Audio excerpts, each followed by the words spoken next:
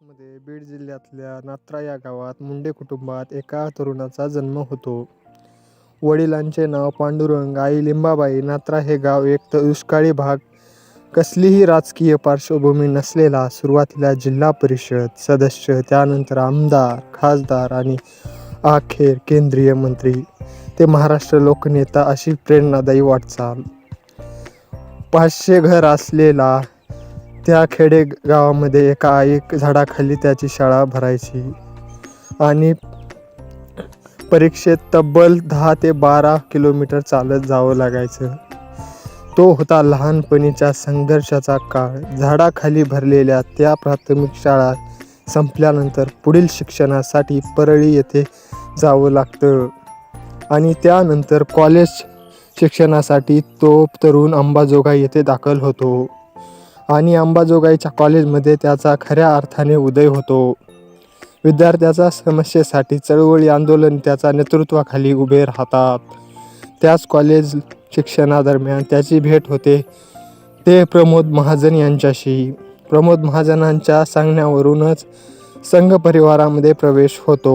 अशी अंगी असलेल्या नेतृत्व गुणामुळे, वक्तृत्व संभाषणामुळे व संघटन कौशल्यामुळे 1971 मध्ये संघ परिवारामध्ये बीड जिल्ह्याच्या उमेदवारीच्या प्रचारासाठी संधी मिळते आणि इथून सुरू होतो राजकीय वाटचाल. मात्र सोबतच शिक्षण सुरू असतं.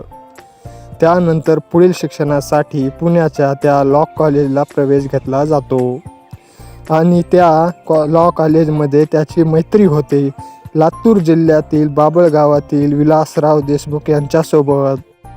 आणीबाणीच्या काळामध्ये नाशिक तुरुंगात 16 महिने कारावास भोगावा लागतो आणि याच काळामध्ये खऱ्या अर्थानं राजकारण आणि समाजकारणाचे धडे होत घेत सामाजिक बांधिलकीची जाण मनामध्ये ठेवून त्यांचा नेतृत्वाचा उदय होतो. अर्थातच त्यांनी तुमच्या आमच्या मनामध्ये एक लोकनेता म्हणून घर केलं त्या गोपीनाथ मुंडे यांचा उदय होतो. 1978ला पहिल्यांदा जिल्हा परिषदेवर गोपीनाथ मुंडे विजयी होतात. त्यानंतर 1980 मध्ये रेणापूर येथून आमदार होतात. त्यानंतर राज्य भाजपा पदाची अतिरिक्त जबाबदारी त्यांच्याकडे देण्यात येते. त्याचा पुढील काळामध्ये महासचिव आणि त्यानंतर महाराष्ट्र राज्य भाजपाचं अध्यक्षपद सुद्धा गोपीनाथ मुंडे यांच्याकडे देण्यात येतं.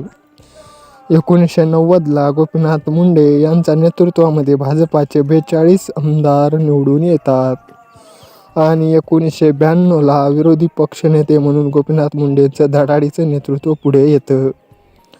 ह्याच काळामध्ये गोपीनाथ मुंडे शिवनेरी ते शिवतीर्थ संघर्ष यात्रा काढतात.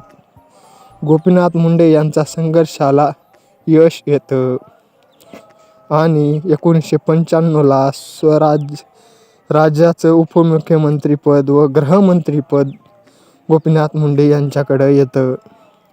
त्या काळात मुंबईमध्ये व राज्यामध्ये वाढलेले गँगवर आळा आणण्यावर सुद्धा गोपीनाथ मुंडे यांना यश येतं.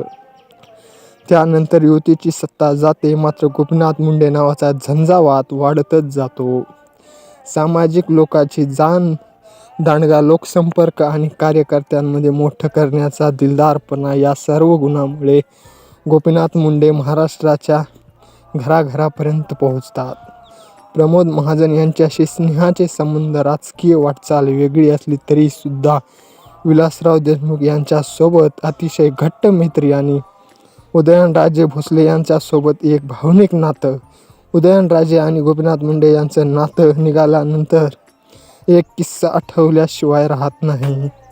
उदयनराजे यांना सातारा पोलिसांकडून अटक केली जाते आणि पोलीस अधीक्षकांना गोपीनाथ मुंडेंचा फोन येतो. हॅलो, मी महाराष्ट्र राज्याचा गृहमंत्री गोपीनाथ मुंडे बोलतोय.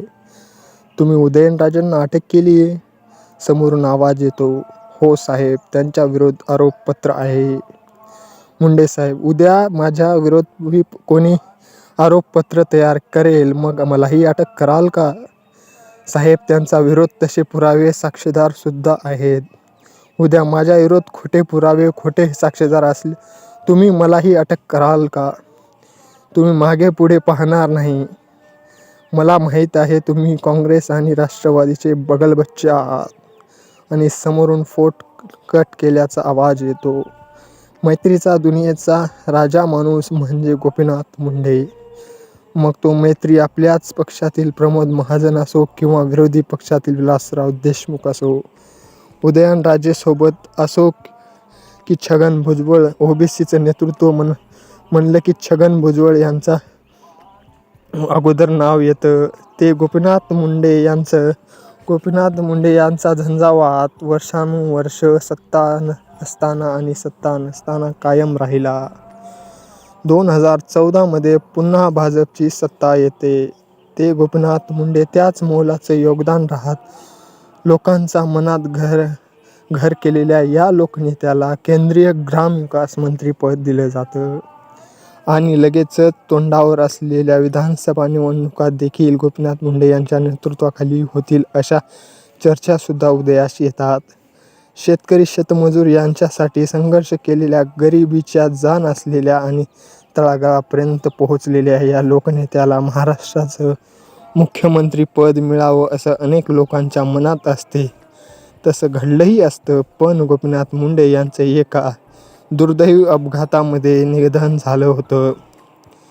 तो अपघात होता की खून असा माहोल कार्यकर्त्यांमध्ये तयार होतो. किस्सा होता एका दिग्गज महाराष्ट्रातल्या लोकनेत्याचा. तुमची प्रतिक्रिया कमेंट बॉक्समध्ये लिहायला विसरू नका. आपल्या धुंद मराठी बायोग्राफी चॅनलला सबस्क्राईब केलं नसेल तर लगेच सबस्क्राईब करून घ्या, म्हणजे तुम्हाला पुढील व्हिडिओ पाहायला मिळतील. तर लवकरच भेटू पुढच्या व्हिडिओमध्ये. तोपर्यंत सर्वांना जय हिंद.